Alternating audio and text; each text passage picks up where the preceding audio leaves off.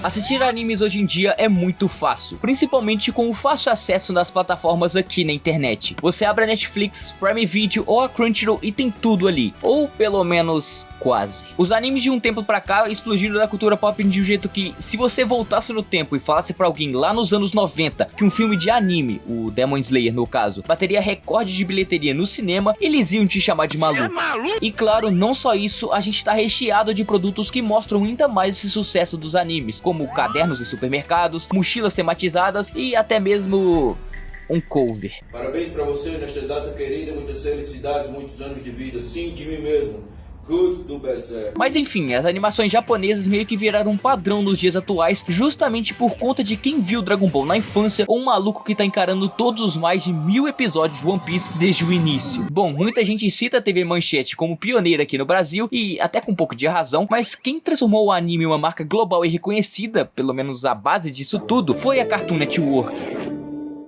Mas calma lá, porque essa história não começou necessariamente aqui no Brasil. E pra gente entender como a gente chegou nesse nível, meio que ver todas as coisas de animes por aí, a gente precisa olhar pra como a Cartoon decidiu apostar nos desenhos japoneses. E bom, esse vídeo foi inspirado no mano Dan Boy Wonder, então pra quem quiser saber mais de como foi as coisas lá nos Estados Unidos, o link vai estar aqui na descrição. Resumindo bastante do que foi dito lá, a Cartoon Network originalmente sempre foi a base dos desenhos ocidentais, ou seja, um Looney Tunes da vida, desenhos do estúdio Hanna-Barbera, enfim, aquela coisa bem sábado de manhã. Então, pra pensar no quão bizarro e arriscado foi de do nada colocar animações japonesas que de certa forma são bem mais complexas e arriscadas, pra bom, ficar dividindo espaço com o Scooby-Doo e Billy Mandy é no mínimo suspeito. Mas de qualquer maneira, a grande virada de chave aconteceu lá em 1997, com a criação do bloco de programação chamado Toonami. Eu aposto cenzão de quem lembra dessa pedrada aqui, porque eu tenho certeza que você não lembra. Enfim, nos Estados Unidos esse foi o auge e a carga central para a produção dos animes na Cartoon Network, porque diferente do que muita gente pensa, a Toonami não começou lançando com Dragon Ball da vida de uma vez só e pronto, sucesso instantâneo. No primeiro ano dela do programa, eles tinham um apresentador chamado Moltar, que era um vilão do desenho chamado Space Ghost. Inicialmente esse programa só mostrava clássicos americanos como Thundercats e Voltron, mas as coisas mudaram um ano depois quando trouxeram Robotech e Sailor Moon. Mas foi em 31 de agosto de 1998 que a Toonami americana exibiu pela primeira vez Dragon Ball Z.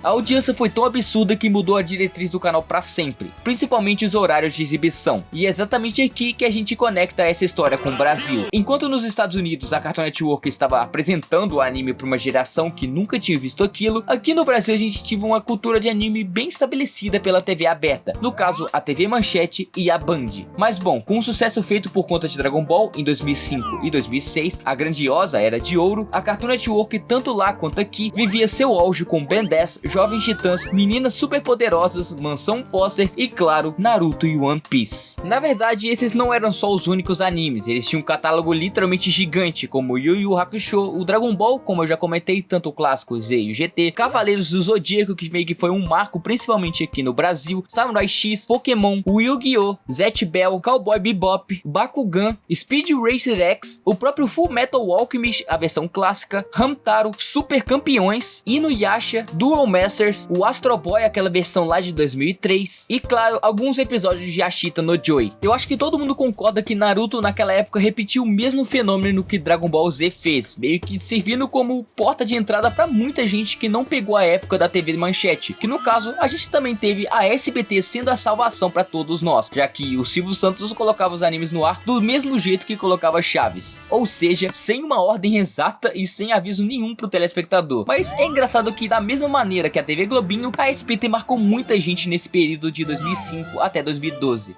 Mas o grande triunfo mesmo da SBT foi justamente com Naruto, One Piece e Street Fighter, que são a trindade da SBT na época. A Globo também teve sua participação quando criaram a TV Globinho e basicamente monopolizaram o sucesso dos animes aqui no Brasil, porque, assim, com todo respeito, mas eu acho que nenhum outro canal infantil batia de frente com a TV Globinho. Eles meio que roubaram, digamos assim, uma saga em específico de Dragon Ball pra passar a saga do Majin Buu. Eles meio que fizeram um contrato na época e tudo mais, mas enfim, não entra aqui no caso. Eles trouxeram também Digimon, Yu-Gi-Oh!, que foi o anime do demônio, segundo a minha avó, e Blade Blade. A TV Globinho era literalmente perfeita, a imagem era melhor, o horário era fixo, mas eles cortavam aberturas, encerramentos e picotavam episódios para caber entre os programas da Ana Maria Braga e o Jornal Hoje da época. Ou seja, eles tava enganando a criançada. Mas de qualquer maneira, foi a maior exposição de animes que a gente teve aqui no Brasil, principalmente na nossa televisão. Mas como nem tudo são flores, toda essa história aconteceu por conta da importação direta dos Estados Unidos, o que trouxe um grande problema pra gente, a censura. Como a gente recebia a versão americana, muitas vezes a gente tinha que engolir as edições bizarras da 4Kids ou da própria distribuidora lá da Cartoon. O próprio anime de Sonic X é um grande exemplo, que por causa dessa porqueira do estúdio, o anime foi totalmente descaracterizado e porcamente feito com a bunda. Além disso, tem o clássico caso do Sanji usando um pirulito ao invés do cigarro, as armas virando brinquedos em alguns animes, o sangue apagado digitalmente, enfim, a gente tinha que assistir porque era o que tinha. Mas tecnicamente, ninguém realmente se importava disso quando era criança. Bom, mesmo assim, o impacto cultural foi tão forte que os próprios desenhos ocidentais lá da Cartoon Network começaram a copiar esse estilo do anime. Jovens Titãs, 3 Espiãs Demais e até Ben 10. Se você olhar a estética, os temas mais sérios e tudo mais, as cenas de ação também, tudo ali vinha de inspirações dos animes. Mas de qualquer maneira, foi lá pra 2008 que a Toonami foi cancelada nos Estados Unidos devido à baixa audiência e os custos também que eram muito altos. E isso refletiu diretamente aqui. Os animes sérios foram perdendo espaço e a salvação, principalmente na própria Cartoon brasileira. Então a maldição que, bom, dependendo de quem pergunta e de quem vê, na verdade, veio na forma do Bakugan e Beyblade, os últimos animes, entre muitas aspas, da televisão da Cartoon Network. Bakugan, pelo menos pra mim, era o ápice dos animes além de Dragon Ball. Eu tenho até hoje aquele brinquedo do McDonald's do Halter, então, bom, eu tenho certeza que ele é o melhor personagem do anime e vocês não estão prontos pra essa conversa. De qualquer maneira, esses eram animes justamente feitos puramente pra vender brinquedo. E bom, eu acho que todo mundo já sabe que a Cartoon adora isso, porque, querendo ou não, a venda de brinquedos era exatamente o que mantinha a popularidade em dia. E assim, olhando hoje em dia, eu acho que a criançada não se importa mais com isso.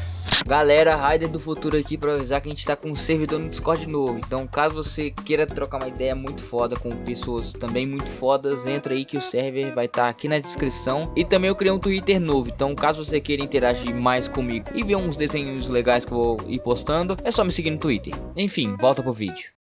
Se a gente for olhar pra Ben 10, que é o maior cargo-alvo da Cartoon Network, ele foi sinceramente o desenho que mais vendeu brinquedos, e principalmente por causa da grande variedade de personagens. Então, bom, como animes não vendiam tanto, infelizmente eles foram sendo cortados com o tempo. Mas de qualquer maneira, no final das contas, é surreal olhar pra trás e ver o legado que a Cartoon Network construiu. Eles pegaram uma mídia nichada no Japão, porque sim, animes eram nichados, testaram com um grupo americano e exportaram esse modelo pra literalmente todo o planeta, e fizeram muito sucesso aqui no Brasil, pelo menos pra nós na nossa infância. Se hoje os animes dominam o mundo, grande parte dessa culpa é tanto da Cartoon Network quanto das nossas manhãs e tardes vendo animes na TV aberta.